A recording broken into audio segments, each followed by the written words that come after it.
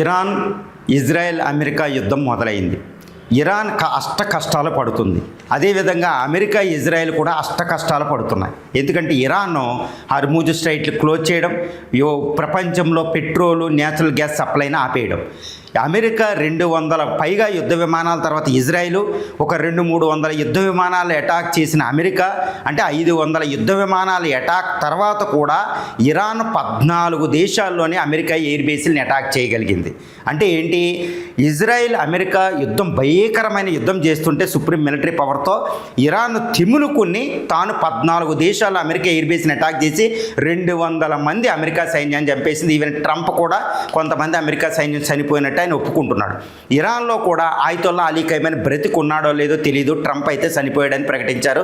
Iran అయితే లేదు, చనిపోలేదు, ఖైమనీ బతికే ఉన్నారు, పెజాస్కియన్ కూడా సేఫ్గా ఉన్నారు అనుకుంటూ భయంకరమైన యుద్ధం చూడు ముందు ఉందని చెప్తుంది ఇరాన్. ఇప్పుడు అసలైన విషయం ఏంటంటే అమెరికాకి చాలా సపోర్ట్ ఉంది. నాటో దేశాలు, western countries, even Islamic countries కూడా చాలా సపోర్ట్ ఇండైరెక్ట్గా ఎయిర్ బేస్ల ద్వారా సపోర్ట్ చేస్తున్నాయి. మరి అమెరికాకి కేవలం ప్రాక్సీస్ ఉంటారు. హిజ్బుల్లా ఒకటి, ఆ తర్వాత హౌతీస్ ఒకటి, హమాస్ ఒకటి, 3 ప్రాక్సీస్. చైనా, రష్యాలు ఇండైరెక్ట్గా మంచి ఆయుధాలతో సప్లై చేస్తున్నాయి. ఏ దేశం కూడా దానికి సపోర్ట్ లేదు.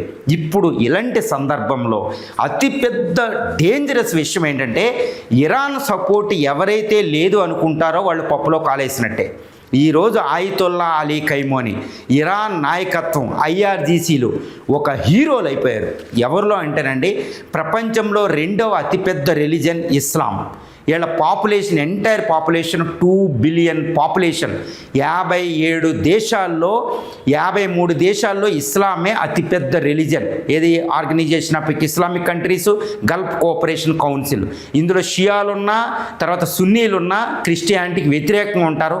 Crusades, we know the crusade history, మధ్యయుగం నుంచి అసలు యుద్ధమేలే క్రూసేడ్ జరిగింది బైజెంటైన్ ఎంపైర్ నుంచి, అటు వెస్టర్న్, బ్రిటిష్, ఈ సామ్రాజ్యాలన్నీ.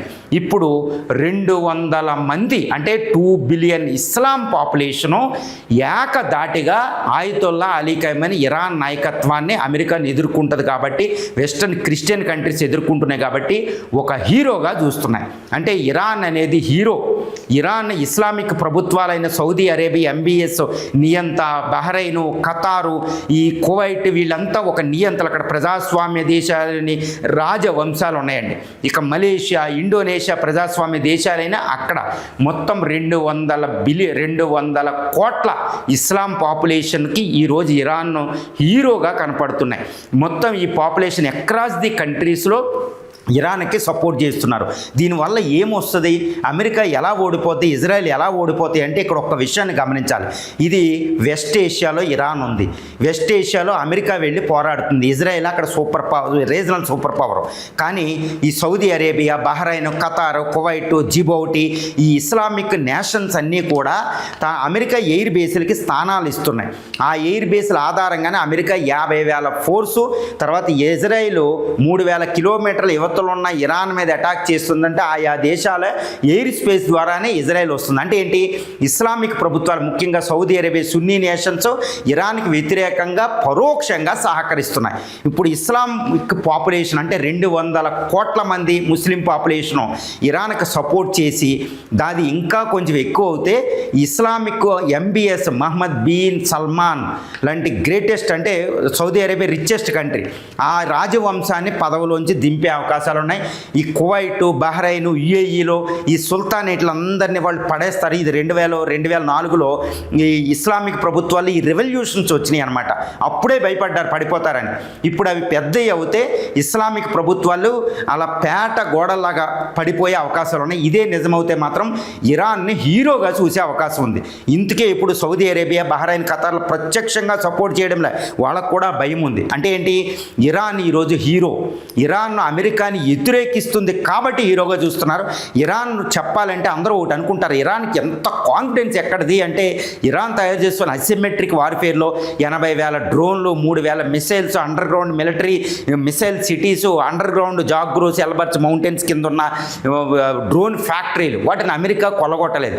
ఇదే కాన్ఫిడెన్స్ అనుకుంటారండి. కానీ యుద్ధంలో ఎప్పుడు కూడా ఆయుధాలు, వ్యూహాలే కాదు, ప్రజల సపోర్ట్ ఇంపార్టెంట్.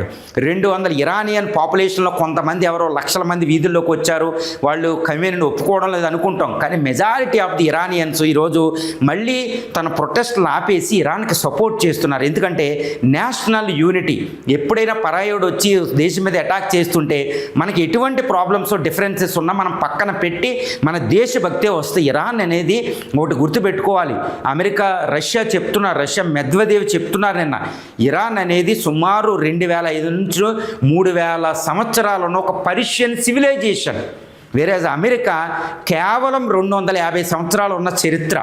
ఇది కొట్టుకుంటున్న ఇది సివిలైజేషనల్ క్లాష్ అని రష్యా అభివర్ణించింది. అంటే ఇస్లాం వర్సెస్ క్రిస్టియానిటీ అని నిన్న రష్యా అతిపెద్ద బాంబు పేల్చడం జరిగింది. అంటే ఇస్లాం పాపులేషన్ ఎక్కడున్నా, ఏ దేశాల్లో ఉన్న 57 దేశాల్లో ఉన్న ఇస్లామిక్ పాపులేషన్ ఈరోజు ఫండింగు అన్నీ కూడా ఇంక్లూడ్ సౌదీ అరేబియా పీపుల్ ఆ గవర్నమెంట్ను కూల్చే అవకాశం ఉంది. అంటే ఈ యుద్ధం దీర్ఘకాలికంగా వెళితే అమెరికాకి ఎగెనెస్ట్గా 200 కోట్ల ఇస్లామిక్ పాపులేషను ఈరోజు భయానకమైన యుద్ధం చేసే వాతావరణ సపోర్ట్ కూడా చాలు. అంటే ఇరాన్ హీరో ఇదే నిజమైతే అంటే దీర్ఘకాలికంగా ఒక 20 రోజులు మించి అంటే 15 రోజులు మించి యుద్ధం కొనసాగితే ఆ సపోర్టు ఒక షేప్ తీసుకుంటుంది. ఆ షేప్ తీసుకుంటే ఇరాన్కి ఆర్థిక సహాయం, మిలిటరీ సహాయం, ఈవెన్ సూసైడ్ బాంబర్స్ కింద ఎక్రాస్ మిడిల్ ఈస్ట్ కింద వచ్చారు అంటే ఈ ఆల్ ఖైదాలు, ISISI లాంటివి, తర్వాత ముజాహిద్దీన్లు, తర్వాత వీళ్ళందరూ ఒకటి అయిపోతే ఇరాన్లోకి స్వచ్ఛంద సైన్యం వెళ్ళి అమెరికా యొక్క ఎయిర్ బేస్ని వాళ్లే అటాక్ చేసేసి ఇరాన్ ఇస్లామిక్ ప్రభుత్వాన్ని వాళ్ళు కూల్చేస్తారన్నమాట. ఇది జరిగింది ఒక్కొక్కసారి. కాబట్టి అమెరికా విన్ను కాదు కదా, అమెరికా ఘోరంగా ఓడిపోయే అవకాశం ఉంది. ఇదే జరిగితే ఇరాన్ ఈజ్ ద హీరో, అది 3వ ప్రపంచ యుద్ధానికి దారి తీస్తుంది అనేది మనం ఈజీగా చెప్పవచ్చు.